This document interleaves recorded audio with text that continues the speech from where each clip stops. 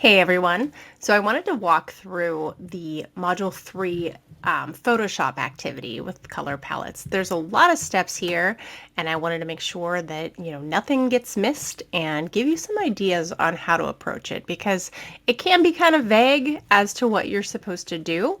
So I wanted to just walk through everything and also do some demonstrations in Photoshop on how to approach this. So as you're looking at the rubric, you can walk through the directions. There's part 1, which is the basic Photoshop function. So this is one part of this assignment that I think tends to get missed, is just bringing the photo into Photoshop and cropping it and resizing it. So this is part 1. If you scroll down to what to submit, so that's basic Photoshop functions, the resize JPEG. And then part 2 is applying the color palettes. So make sure you don't miss that part 1. And I wanted to demonstrate the cropping part of this. So when you open that file, let me bring this back up. So make sure you're downloading the template, the Module 3 bicycle poster. When you download that, just open that file in Photoshop, and you're going to resize that to 625 by 875. So the first part is actually to crop it so the bicycle becomes the focal point, and then resize it. So what I would recommend, the way to approach this, is when you open this up, use your crop tool, which is over here, and there's a preset for 5x7. So right here is that 5x7 preset, and you can see it's already creating that crop mark. Now you can definitely be creative with how you sort of approach this. The bicycle in the photo is already the focal point, so if you wanted to kind of play with like the rule of thirds here and have that sort of cropped out so it's a little bit cut off, I think that's fine. How you approach that is certainly up to you.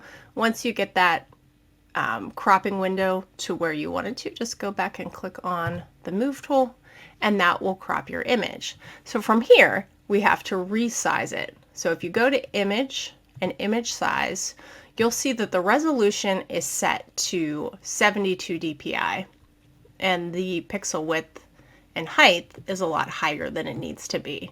So I would start with the resolution, because it says the best practice would be to ensure that the resolution is at least 125 pixels.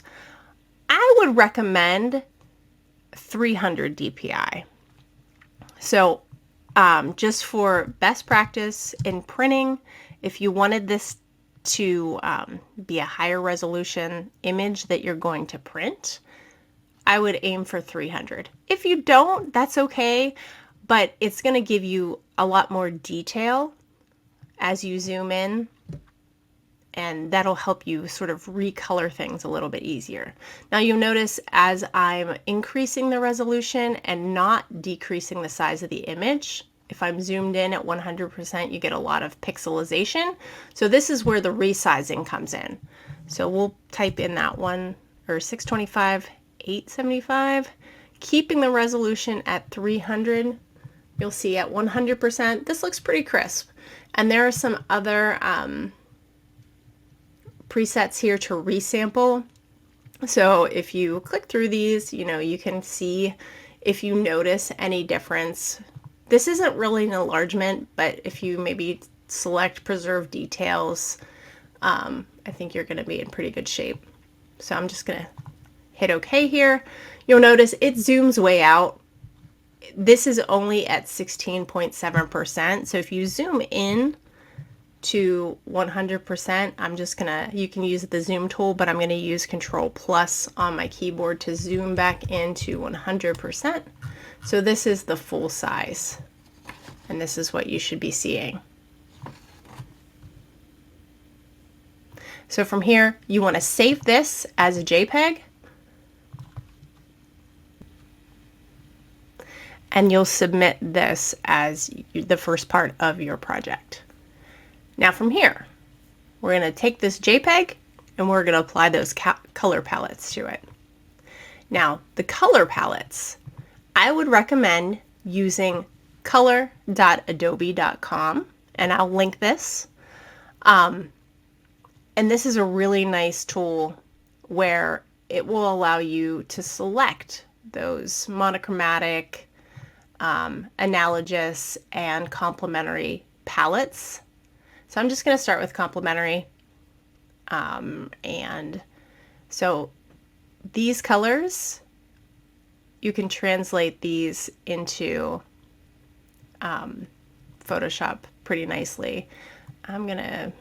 I want to add just a little bit more color here, so I'm going to kind of play with where this is located.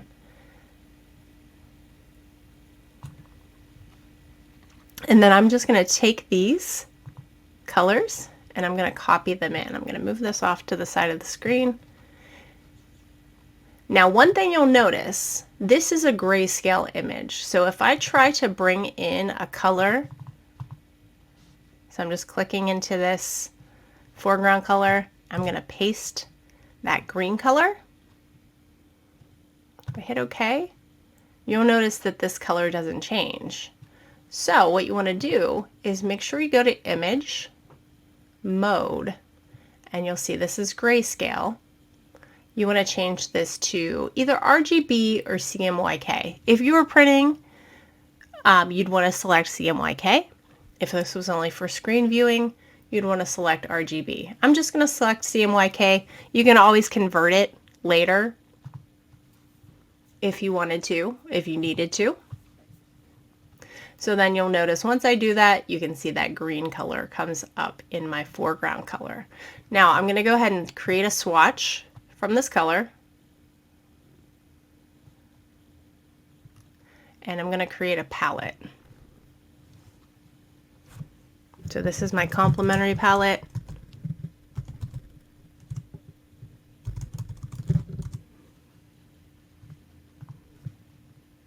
And I'm going to create a new swatch here. I'll just name this swatch 1. Then I'm going to go back to Adobe Color. I'm going to copy this color.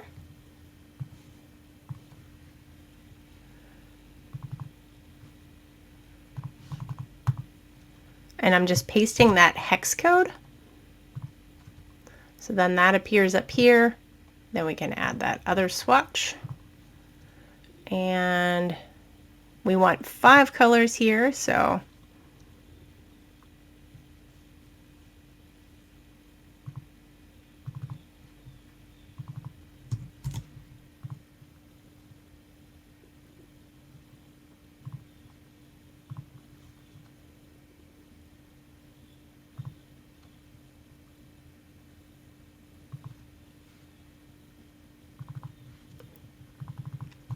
this is probably the most tedious part.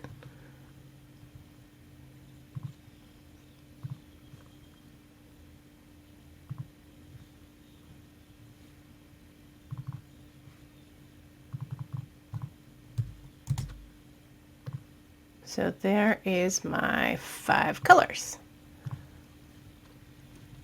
Now, check out this video.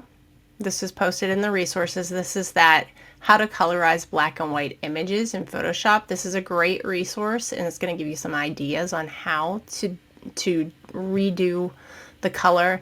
Now this video moves very fast, so I wanted to kind of slow it down a little bit so you can see exactly what he's doing here. So here's what I would recommend is we'll start with, I'm going to start with this green color.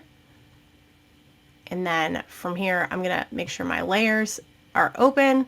I'm going to add an adjustment layer with a solid color. So make sure that green color is selected as your foreground.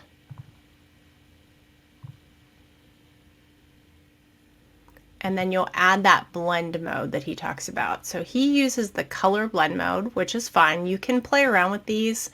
You could do an overlay, soft light. So it all depends on how strong you want that color to be. I'm just going to use color because I think you see a nice contrast in this.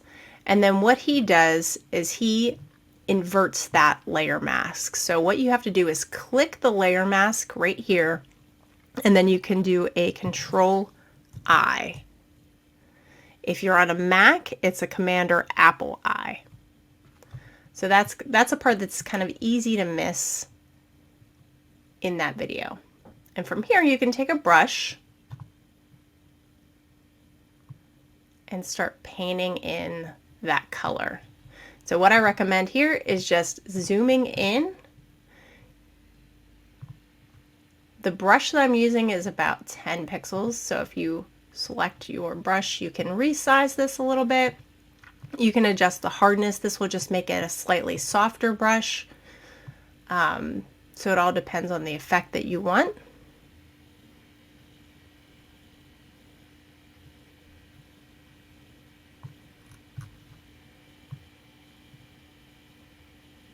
And then just start painting that color in.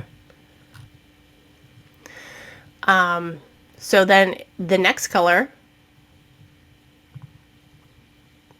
that I want to add is, let's go ahead and choose this more purpley color. We'll add that as a solid color fill.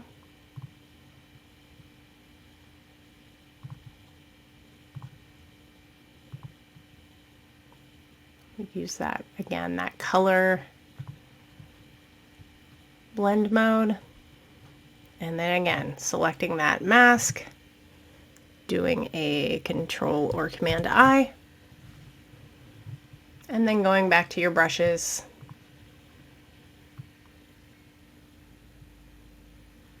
and using that to sort of paint that color in. Now, what's nice about using the layer masks is that, let's say, oops, I don't want that part to be this pinkish color. You can then swap out your brushes or your foreground to background, and then that becomes kind of an eraser. So I'm going to actually swap this back. This looks like it's a little bit too gray. So if you select white here, I'm not sure why that changed to gray. So that's something to be on the lookout for. If you want that color to be a little bit stronger, just make sure that foreground is white.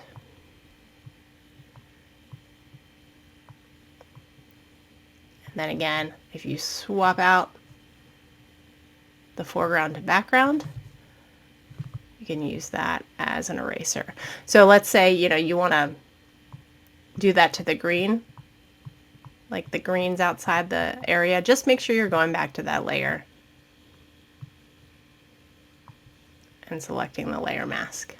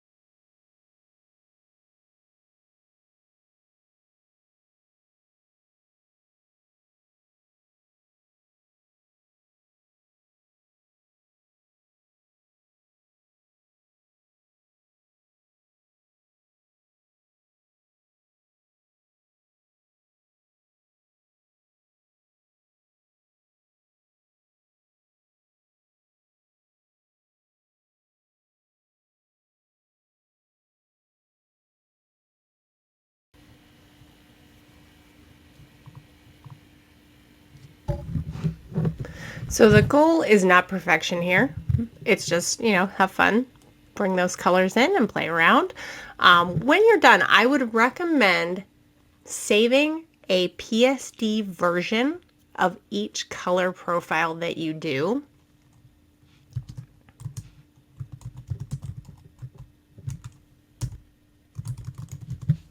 So I'm going to save this as the complementary PSD.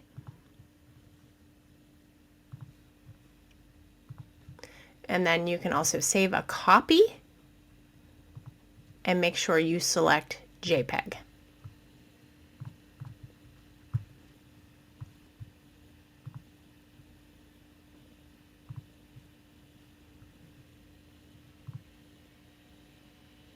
Then I'm going to go ahead and open the JPEG up. And the thing that you'll want to do here is you want to bring in your color palette that you used. So what you can do is go to canvas size and maybe increase the width of your canvas by, let's say, 100 pixels. So let's do 725. We'll make the background white. Unlock this. I'm going to just move this over like this. And then you can take the rectangle tool here, and with each color selected, you can draw out one of your swatches. Now this is kind of a corner radius on my rectangle tool. So that's okay. You can, bring these in as a shape. That's fine.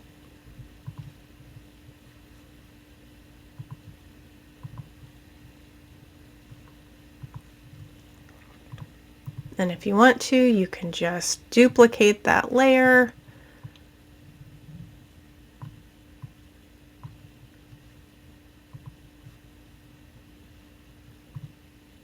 I'm just right-clicking to duplicate. And you'll see that Photoshop gives you those nice guides.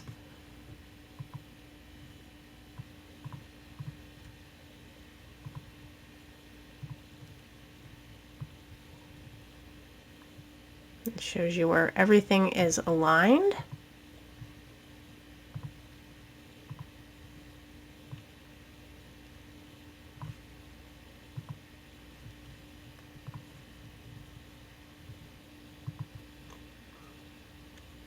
And this you can just save a copy.